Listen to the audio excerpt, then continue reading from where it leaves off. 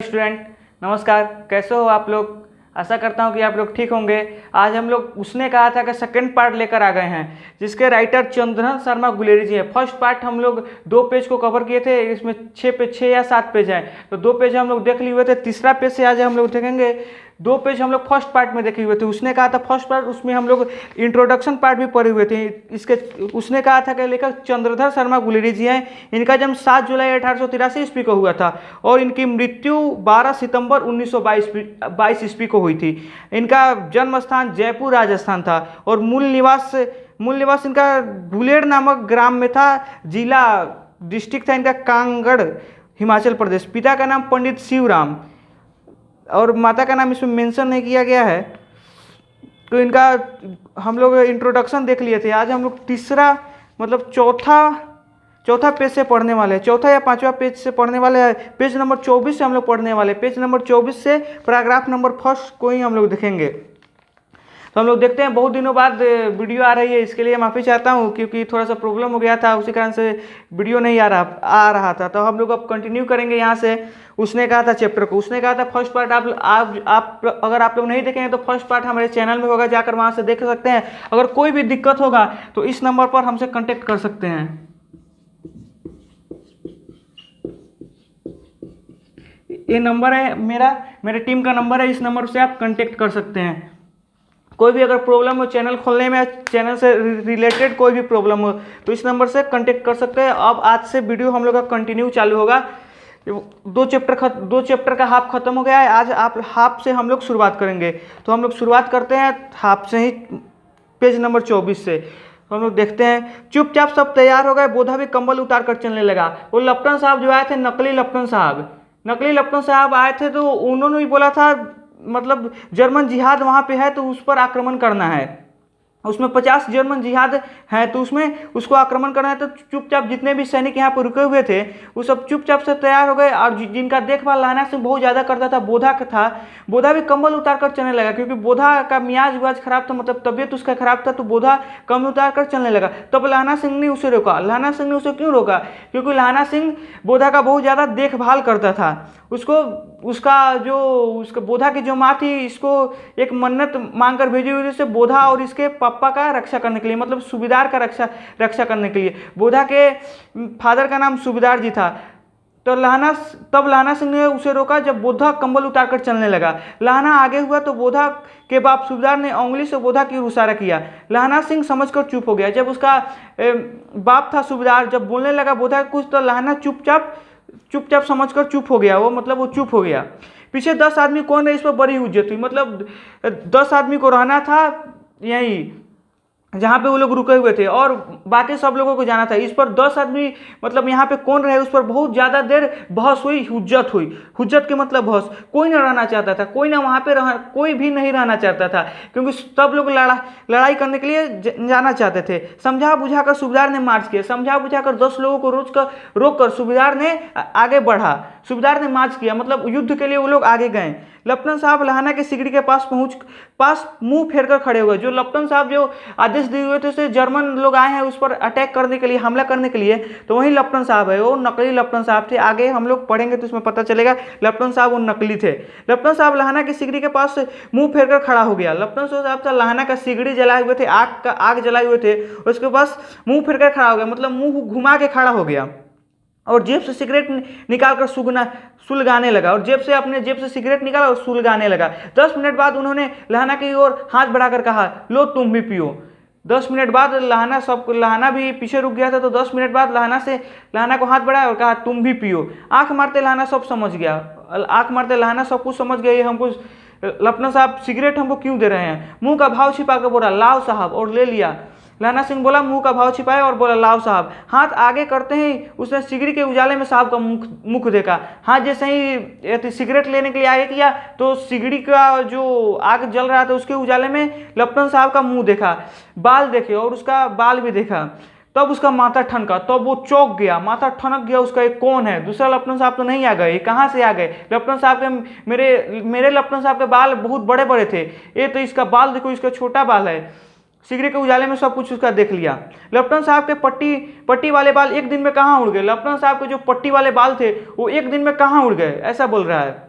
और उनकी जगह कैदी जैसे कटे हुए बाल कहाँ से आ गए? उनकी जगह कैदी जैसे, मतलब छोटा छोटा बाल वाले लप्टन साहब के एक दिन में छोटा छोटा बाल कैसे हो गए? शायद साहब शराब पिए हुए हैं और उन्हें बाल कटने का मौका मिल गया है। शायद साहब लप्टन साहब जो है ना शराब पिए हुए हैं, उन्हें बाल कटाने का मौका मिल गया। कहीं वो बड़ा बड़ा बाल एक ही दिन में थोड़ी ना कटा लिए होंगे। शायद लग रहा है शराब उराब पिए होंगे लप्टन साहब। लहाना सिंह ने जांचना चाहा। लहाना सिंह को तो अब थोड़ा सा शौक हो गया से कहीं मेरे लप्टन साहब तो नहीं है या कोई दूसरा हम लोग का दुश्मन तो नहीं है, तो उन्हें अब जांचना चाहा उस लप्टन साहब को से हमारे लप्टन साहब कहाँ गए, ये दूसरा कोई तो नहीं है। तो उन्होंने जांचना चाहा तो कहा, सबसे पहले जांचना चाहा। लप्टन साहब 5 वर्ष से उनकी रेजिमेंट में थे। 5 वर्ष से कोई आदमी जिनके साथ होगा तो उनके बारे में तो सब कुछ तो जानता ही होगा, कैसा है, कैसा दिखता है, कैसा उनका हाव भाव है, सब तो जान ही गया होगा। तो लहाना सिंह को डाउट हुआ तो उन्होंने जांचना चाहा इस वाले लप्टन साहब का, जिनका बाल छोटा छोटा था। लप्टन साहब के तो पटिया वाले बाल थे, मतलब बड़ा बड़ा बाल थे। लोग साहब हिंदुस्तान क्यों साहब हिंदुस्तान, हम लोग हिंदुस्तान कब जाएंगे? लहाना सिंह पूछा, क्यों साहब हम लोग हिंदुस्तान कब जाएंगे? लड़ाई खत्म होने पर? क्यों, क्या यह देश पसंद नहीं? वही बोल रहे हैं, लहाना सिंह बोला, क्यों साहब हिंदुस्तान कब जाएंगे? तो वही बोल रहे हैं, लहाना सिंह ही बोल रहे हैं फिर से, लड़ाई खत्म होने पर। तो यहाँ पे लप्टन साहब, नकली लप्टन साहब बोल रहे हैं, क्यों, क्या यह देश पसंद नहीं? नहीं साहब। और फिर लहाना सिंह बोले, नहीं साहब, शिकार के भी मजे कहाँ है? याद है पर साल नकली लड़ाई के पीछे हम और आप जगधारी जिले में शिकार करने गए थे? तो क्वेश्चन पूछ रहा है लहाना सिंह, याद है पर साल मतलब पिछला साल नकली लड़ाई के पीछे हम और आप जगधारी जिले में शिकार करने गए थे? तो फिर लप्टन साहब बोल रहा है, हाँ हाँ वही, जब आप खोते पर सवार थे। नहीं, यहाँ पर लहाना सिंह बोल रहे हैं, हाँ हाँ वही, जब आप खोते पर सवार थे और आपका खानसामा अब्दुल्ला के रास्ते में एक मंदिर में जल चढ़ाने को रह गया था। बेशक पाजी कहीं का, सामने से वह नीलगाय की ऐसी बड़ी मैंने कभी नहीं देखा था, और आपकी एक गोली कंधे में लगी और पुट्ठे से निकली। ये सब लहंगा उसको जांचना चाह रहा है, तो ये सब उसको जो उनके लप्टन साहब के साथ हुआ है, ये तो लप्टन साहब नहीं था, तो इसको जांच रहा था, तो ये सब उस सबको बोल रहा था से कहीं दूसरा तो नहीं है। तो वही जांचने के लिए ये सब शब्द का उपयोग कर रहा है, पिछले बात को याद कर रहा है, मतलब पर साल के बात को याद करवा रहा है लप्टन साहब को। वह सामने से वह नीलगाय निकली कि ऐसी बड़ी मैंने कभी नहीं देखी थी, और आपका एक गोली कंधे में लगी और पुट्ठे में निकली। ऐसे अफसर के साथ शिकार खेलने में मजा है। क्यों साहब, शिमले से तैयार होकर उस नीलगाय का सिर आ गया था ना, आपने यह कहा था कि रेजिमेंट की मेस में लगाएंगे। उस सबको याद करवा रहा है, जांच रहा है, मतलब लहाना सिंह लप्टन साहब का जांच पड़ताल कर रहा है। हाँ, पर मैंने वह विजायत भेजी थी। अब लप्टन साहब बोल रहे हैं, हाँ पर मैंने वह विजायत भेजी थी। ऐसे बड़े बड़े सिंह 2-2 फुट के तो होंगे। ऐसे बड़े बड़े सिंह थे वहाँ पे शिकार, जगधारी जिले में जो शिकार करने गया था नीलगाय का, तो 2-2 फुट के सिंह थे। 2-2 फुट के सिंह तो होंगे, पर नीलगाय का 2-2 फुट का सिंह नहीं होता, उसका बड़ा बड़ा सिंह होता है। हाँ, लहाना सिंह बोल रहे हैं, हाँ लहाना सिंह 2 फुट 4 इंच के थे, लेकिन 2 फुट 4 इंच का नीलगाय का सिर आप लोग देखेंगे 2 फुट 4 इंच का नहीं होता है, बहुत बड़ा ही होता है। इससे तुमने सिगरेट नहीं पिया, और जो सिगरेट दिया था, तो फिर से लप्टन साहब पूछ रहे हैं, तुमने सिगरेट नहीं पिया? तो लहाना सिंह बोल रहे, पीता हूँ साहब, दिया सलाई ले आता हूँ, मतलब पीता हूँ साहब माचिस ले आता हूँ, दिया सलाई मतलब माचिस ले आता हूँ।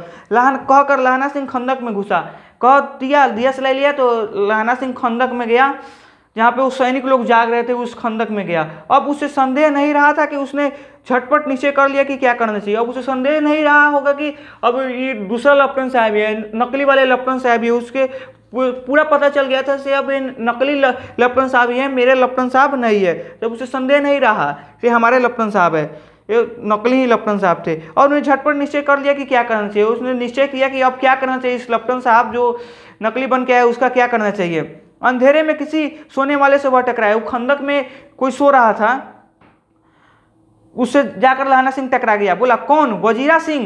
लहाना सिंह बोला, कौन? वजीरा सिंह। तो वजीरा सिंह बोल रहे हैं, हाँ वो वजीरा सिंह ही था। हाँ, क्यों लहना, क्या कयामत आ गई? जरा तो आंख लगने दी होती, क्या कयामत आ गई? क्या कुछ विपत्ति आ गई है क्या? जरा तो आंख लगने दी, जरा तो नींद आने, तो अभी हम सोए थे, अभी तुम आ गए, उठाइए दिए एक पैर मार के, तो जरा तो आंख लगने दी होती। अब हम लोग आते हैं चौथा दृश्य में, होश में आओ कयामत आई है। तो पूछ रहा था वजीरा सिंह था सोया हुआ, तो बोल रहा है क्या कयामत आई है। तब फिर बोला लाना सिंह होश में आओ कयामत आई है और लेफ्टिनेंट साहब की वर्दी पहन कर आई है। कयामत आई है मतलब कुछ दिक्कत आई और लेफ्टिनेंट साहब की वर्दी पहन कर आई है। नकली लेफ्टिनेंट साहब आ गया है, हम लोग का लेफ्टिनेंट साहब बन गया, वहीं हम लोग को भेजा है जर्मन खाई में। क्या लेफ्टिनेंट क्या?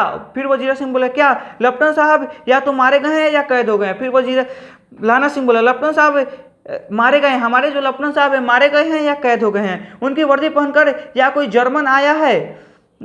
सूबेदार ने इसका मुंह नहीं देखा। सूबेदार जो थे जो अपने सैनिक को लेकर गए हुए थे मारने जर्मन के सैनिक को, तो सूबेदार ने इनका मुंह नहीं देखा और उनके बात पर वो लोग गए हैं लड़ाई करने, युद्ध करने। मैंने देखा और बातें किया है। लाना सिंह बोला हमने उनका मुंह और सब कुछ देखा और बातें भी की। सोहरा साफ उर्दू बोलता है, बोल रहा है सोहरा का मतलब ससुरा, ससुरा साफ उर्दू बोलता है पर किताबी उर्दू, और मुझे पीने को सिगरेट दिया और मुझे पीने को सिगरेट दिया और किताबी उर्दू बोलता है, मतलब बहुत अच्छा उर्दू बोल लेता है। तो अब वजीरा सिंह पूछा तो अब मारे गए, धोखा है। सूबेदार कीचड़ के चक्कर काटते फिरेंगे और यहाँ खाई पर धावा होगा। सूबेदार जो वहाँ गए थे वो मारने जर्मन सबको चक्कर कीचड़ में चक्कर काटते फिरेंगे और यहाँ खाई पर धावा होगा, उधर उन पर खुले में धावा होगा। उठो एक काम करो। अब लाना सिंह बोला सूबेदार को उठो एक काम करो, पलटन के पैरों के निशान देखते देखते दौड़ जाओ। पलटन मतलब जो सैनिक लोग जा रहे हैं उसका पैर के निशान देखो और दौड़ जाओ।